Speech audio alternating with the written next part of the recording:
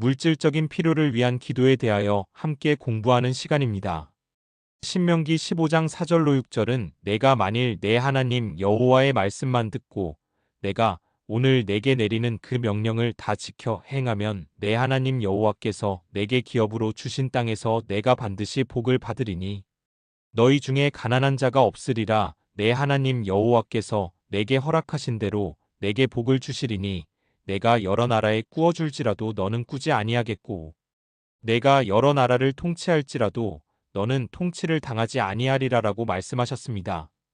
하나님이 주의 자녀들을 향한 물질의 복은 이만큼 크고 넓으며 차고 넘치기를 원하십니다. 물질적인 필요를 위한 기도라는 책의 내용을 통해 함께 하나님이 주시는 풍성한 부를 배워보도록 하겠습니다. 효과적으로 기도하는 법이라는 크리스 오야키롬의 목사님의 책을 인용했습니다.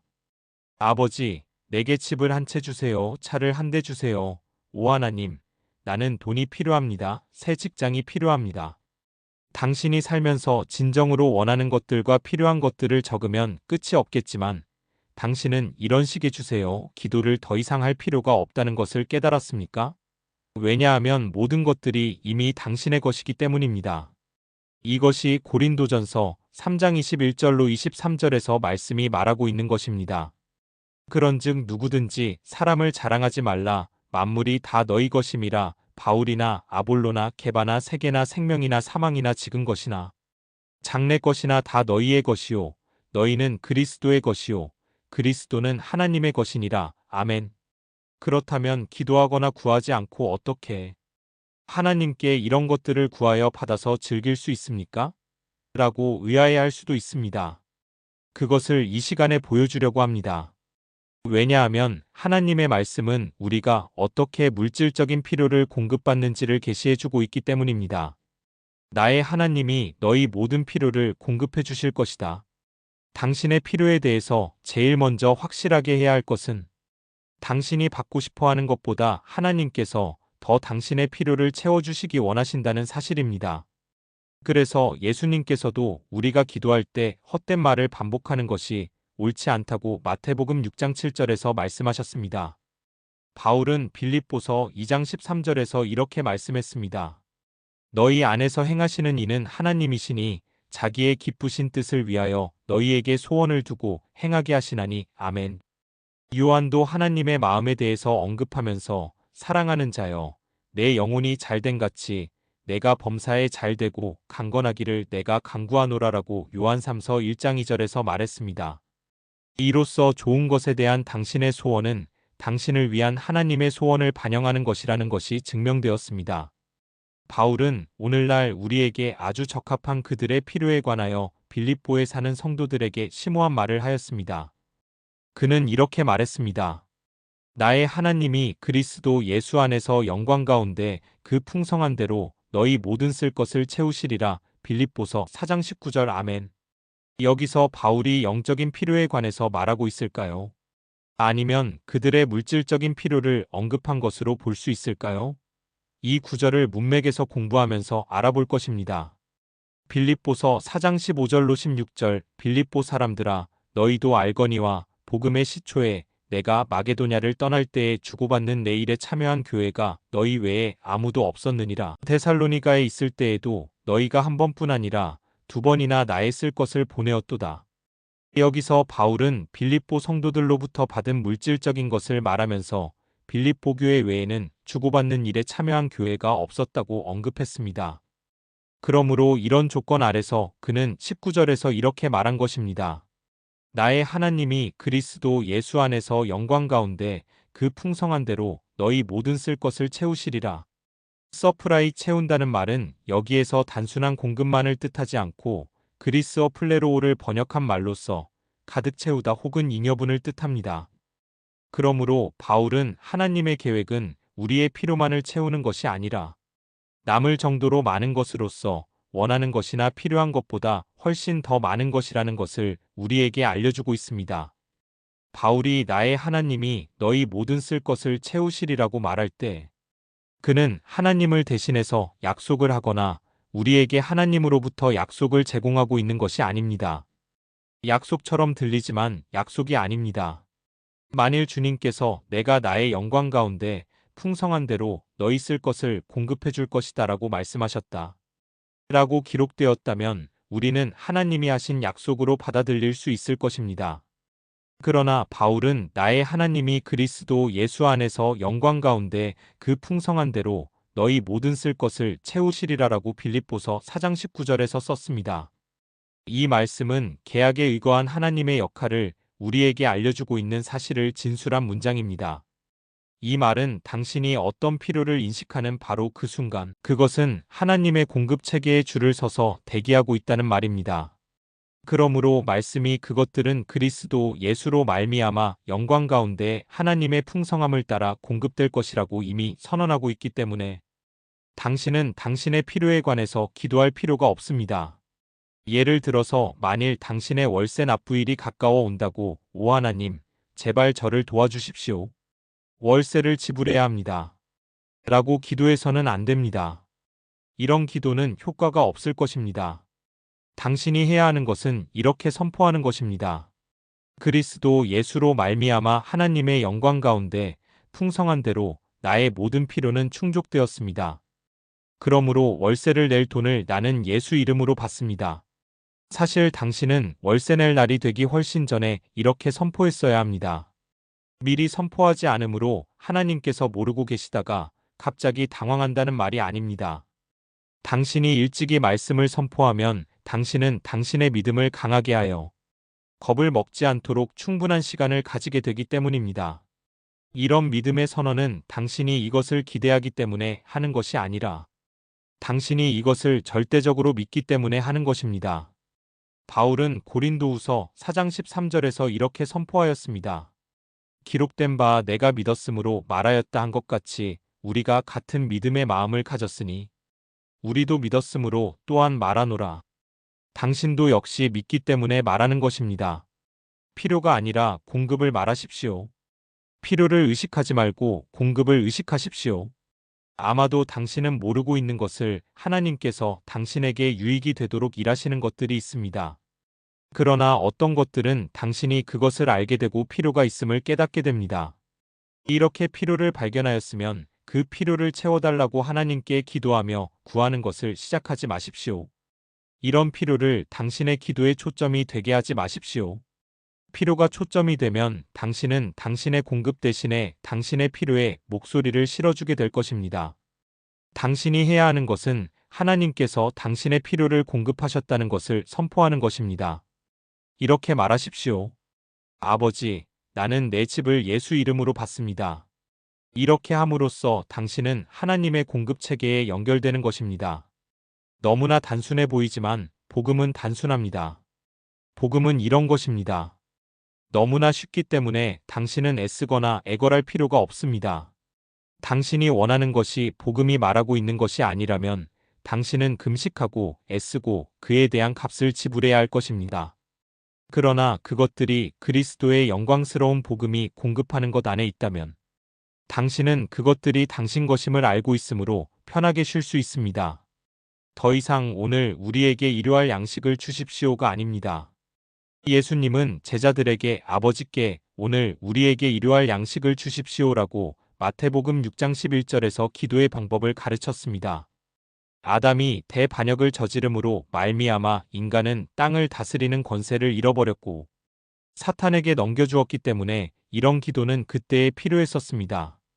사탄이 이 세상을 지배하는 악한 체계를 세웠기 때문에 인간은 자신의 일용할 양식을 위해 기도해야만 했습니다. 이것은 예수님께서 오셔서 마귀를 무찌르시고 주도권을 잡으실 때까지 지속되었습니다. 당신도 알다시피 옛 언약의 삶과 그리스도 안에서 새 언약의 삶 사이에는 엄청난 차이가 있습니다. 옛 언약 아래서 유대인들은 자신들의 일용할 양식을 위해 하나님께 기도하고 구해야 했습니다. 그들의 필요가 채워지도록 그들은 하나님께 구해야만 했습니다. 예수님도 죽으시기 전에는 그들에게 그렇게 기도하라고 가르치셨습니다. 그러나 그리스도의 죽음, 장사됨, 부활과 승천은 새로운 시대를 열게 되었습니다. 이 새로운 시대에 우리는 구약의 유대인들처럼 기도하지 않습니다. 그리스도 안에서 새로운 피조물로 우리는 우리가 원하는 것을 불러내고 받을 수 있는 그분의 모든 능력과 권세를 가지고 있습니다. 마태복음 28장 18절로 20절에서 예수님은 말씀하셨습니다. 예수께서 나와 말씀하여 이르시되 하늘과 땅의 모든 권세를 내게 주셨으니 그러므로 너희는 가서 모든 민족을 제자로 삼아 아버지와 아들과 성령의 이름으로 세례를 베풀고 내가 너희에게 분부한 모든 것을 가르쳐 지키게 하라 볼지어다. 내가 세상 끝날까지 너희와 항상 함께 있으리라 하시니라. 마태복음 28장 18절로 20절 말씀. 아멘. 이제 우리는 정사들과 어둠의 권세들을 그의 이름으로 다스리며 우리의 필요를 채웁니다. 우리는 하나님께 오늘 우리에게 일용할 양식을 주십시오. 라고 구할 필요가 없습니다. 이미 우리의 것이기 때문에 우리는 우리의 일용할 양식을 단순히 주장합니다. 우리는 이제 우리의 필요가 채워지도록 구하지 않고 필요가 채워졌다고 선포합니다. 수고하고 무거운 짐진 자들아, 다 내게로 오라. 내가 너희를 쉬게 하리라. 나는 마음이 온유하고 겸손하니 나의 멍에를 메고 내게 배우라. 그리하면 너희 마음이 쉼을 얻으리니 이는 내 멍에는 쉽고 내 짐은 가벼움이라 하시니라. 여기서 예수님은 이렇게 말씀하고 계십니다. 내가 너의 삶의 주인이 되게 해다오. 신약에서 주님이란 말은 주인이란 뜻만이 아니라 생활비를 버는 사람, 보호자, 돌보는 사람이란 의미를 가지고 있습니다. 주님은 당신에게 또한 이렇게 말씀하고 계십니다. 내 멍에를 메라. 왜냐하면 내 멍에는 쉽고 내 짐은 가볍기 때문이다. 주님께서 당신을 인도하는 방법은 매우 단순하다는 것을 주님은 당신에게 알려주고 계십니다. 주님께서 당신에게 주시는 책임은 매우 가볍고 쉽습니다. 사도 요한은 그분의 계명은 무거운 것이 아니라 말하고 있습니다. 요한일서 5장 3절을 참고하세요. 복음의 단순함이야말로 복음이 하나님으로부터 말미암았다는 증거입니다. 태어나면서부터 당신이 지은 모든 죄를 생각해 보십시오. 수없이 많고 끔찍했던 죄들도 당신이 해야 할 말은 오직 나는 예수님을 나의 삶의 주님으로 영접합니다. 라고 하는 것뿐이며 모든 죄는 한순간에 이렇게 당신의 삶으로부터 사라져버립니다. 당신이 영생을 받는 것이 이렇게 단순하다면 하나님의 왕국에서의 삶도 역시 마찬가지라고 동의해야 합니다. 그러므로 실패자의 삶을 사는 것을 거절하고 당신의 영이나 마음에 이런 의식조차도 허락하지 마십시오. 너희는 황금을 흙처럼 쌓아둘 것이다. 욥기 22장 24절로 25절은 말씀합니다. 내 보화를 티끌로 여기고 오빌의 금을 계곡의 돌로 여기라. 그리하면 전능자가 내 보화가 되시며 내게 고귀한 은이 되시리니 황금을 흙처럼 쌓아둔다는 말은 당신의 공급에 끝이 없다는 뜻입니다. 표면의 먼지를 깨끗하게 닦아내어도 시간이 좀 지나면 머지않아 그 자리는 여전히 먼지로 덮여버립니다. 위의 성경 말씀은 돈이 당신에게 이렇게 들어온다는 것을 알려주고 있습니다. 월 초에 당신의 마지막 현금을 다 써버렸다고 합시다. 어떻게 해야 할지 조바심하거나 의심하지 마십시오. 이렇게 생각하지도 마십시오. 어디서 돈이 올 때가 있을까? 나는 월급밖에는 돈 들어올 때가 없는데. 이렇게 말하지 마십시오. 이것은 세상의 사고방식이며 세상의 체제입니다. 당신의 직장이나 사업이 당신의 근원이 아니라 하나님이 당신의 근원입니다. 그 대신 당신은 이렇게 해야 합니다. 예수 그리스도의 이름으로 나는 금을 흙처럼 쌓아둔다. 라고 선포하십시오. 당신은 하나님의 왕국에 살면서 세상의 말을 할 수 없습니다. 세상이 생각하고 말하는 방식을 따라 하지 마십시오. 마음을 새롭게 함으로 변화를 받으십시오. 하나님의 말씀을 따라 생각하고 말하도록 자신을 훈련하십시오. 밑바닥에 머무르지 마십시오. 부족함 의식이 아니라 공급 의식의 사람이 되도록 결심하십시오. 나는 여유가 없어서 돈을 아껴야 합니다. 헌금을 하거나 써버리면 아무것도 남지 않을 것입니다. 라고 늘 말하게 되면 당신은 자신도 모르게 스스로를 불리한 자리에 처하게 합니다. 이것은 바로 부족함을 의식하는 것입니다. 계속 이런 생각을 하게 되면 당신은 모든 것이 제로에 가까워지고 있는 밑바닥에 처하게 됩니다. 당신의 소비와 헌금은 바른 목적을 가지고 해야 한다는 것을 여기서 간단히 언급하고 싶습니다. 복음을 널리 전하는 것이 당신에게 우선이라면 천사들은 문자 그대로 단순히 하나님의 사업을 하고 있다는 것에 관심을 가지게 될 것입니다. 하나님께서는 분명히 당신의 필요가 충족되도록 하실 것입니다. 하나님께서는 당신의 영적인 눈이 열려서 세상이 당신에게 속했다는 것을 알게 되는 영적인 의식의 높은 단계에서 당신이 살기 시작하게 되기를 원하십니다.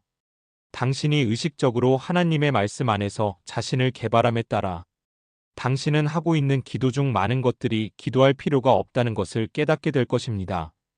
왜냐하면 하나님께서는 생명과 경건에 관한 모든 것들을 당신에게 이미 주셨기 때문입니다. 이 수준에서 당신의 기도의 대부분은 고백, 선포, 공표, 경배와 감사일 것입니다. 당신은 하나님의 말씀의 빛 안에서 행함으로써 당신의 소유를 주장할 수 있습니다. 이 말은 말씀이 그리스도 예수 안에서 당신의 왕국의 권리와 특권과 소유에 관해서 말하고 있는 것을 당신이 실제적으로 인식하고 사는 것을 뜻합니다. 이 중에 하나는 하나님의 말씀을 지속적으로 고백하는 것입니다. 그리스도인의 삶은 고백의 삶이라는 것을 인정하십시오. 로마서 10장 8절로 10절 말씀을 참고하세요. 성경은 죽고 사는 것이 혀의 힘에 달렸나니 혀를 쓰기 좋아하는 자는 혀의 열매를 먹으리라라고 잠언 18장 21절은 공포되었습니다. 그러므로 당신의 고백은 너무나 중요합니다. 당신이 자신을 빈털털이라고 말한다면 시편 23편 1절에서 여호와는 나의 목자시니 내게 부족함이 없으리로다라고 당신에 관해 말씀하신 하나님의 말씀에 반대하는 것입니다. 말씀의 빛 가운데 행하십시오. 이렇게 선언하십시오. 주님이 나의 목자심으로 나는 부족함을 거절합니다. 나는 복음을 재정적으로 크게 후원하는 자산가입니다. 기회의 문들은 지금 나에게 열려 있습니다. 나는 복받았으며 그리스도 예수로 말미암아 영광 가운데 하나님의 풍성함에 따라 나의 필요는 풍성하게 공급받습니다. 할렐루야. 위 내용이 내 것이 될 때까지 반복하여 듣고 공부하시기를 권면합니다.